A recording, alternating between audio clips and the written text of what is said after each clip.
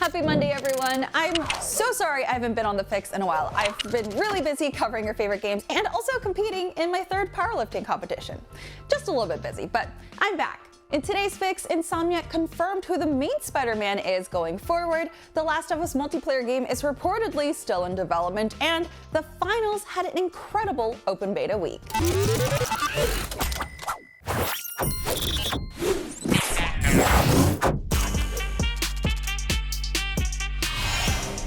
Marvel's Spider-Man 2 released October 20th, and already fans have been asking about the future of their beloved web-slinging superhero. Gizmodo asked Insomniac's narrative director Ben Arfman and advanced writer Brittany Morris about the ending of Spider-Man 2.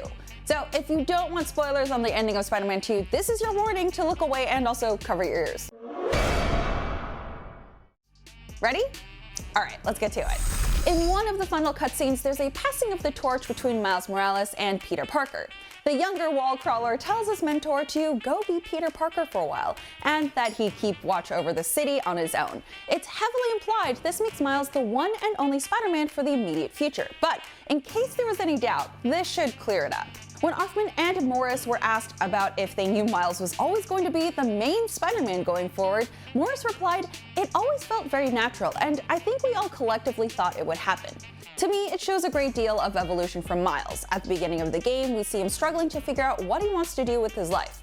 By the end, we had Miles carrying the burden of saving the city and also carrying Pete when Pete wasn't strong enough to carry himself at various points. That's what's been so cool about writing a story about two Spider-Men. They're both strong, and one of them can be strong when the other is not.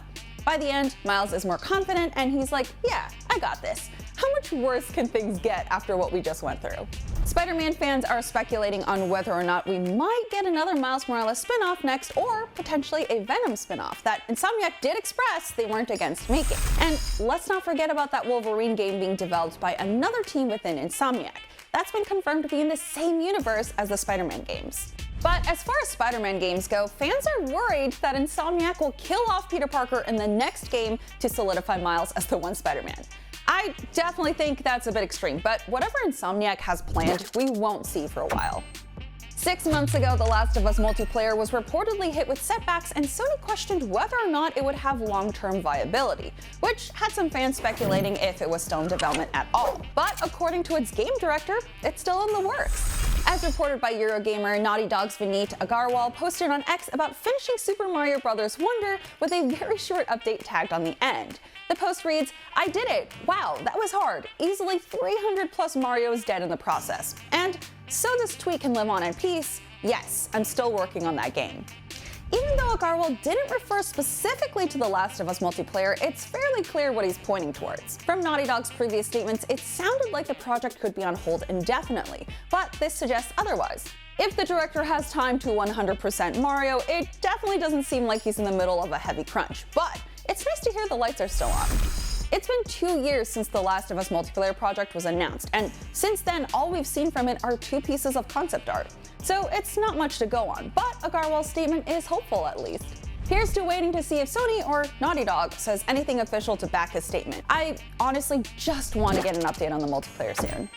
Finally, pun intended, last week the new competitive FPS, The Finals, had a great open beta period. On the game's official X account, The Finals posted that the beta is now over, but that a whopping 7.5 million players participated. They also went on to say, now it's time for us to hunker down and get back to work on all the fixes and improvements you helped us identify. Despite having a great open beta window, no actual release date was announced after this week.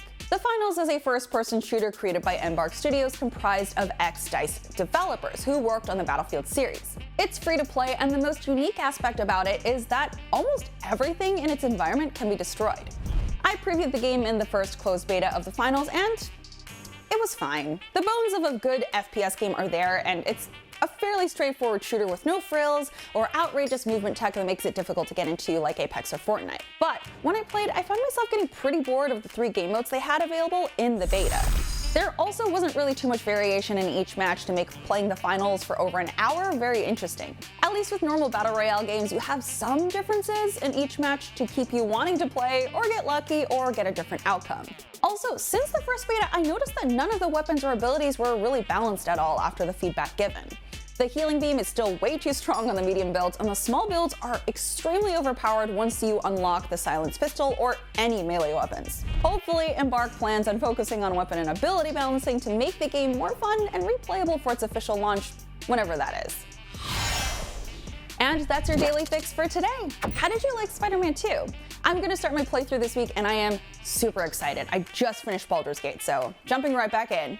You can catch me on my YouTube and Twitch playing live every other night this week, but in the meantime, check out our recap on BlizzCon from this weekend with our video covering Blizzard's president talking about their future under Xbox. I'm Stella Chung, keep on gaming, and I'll see you next time.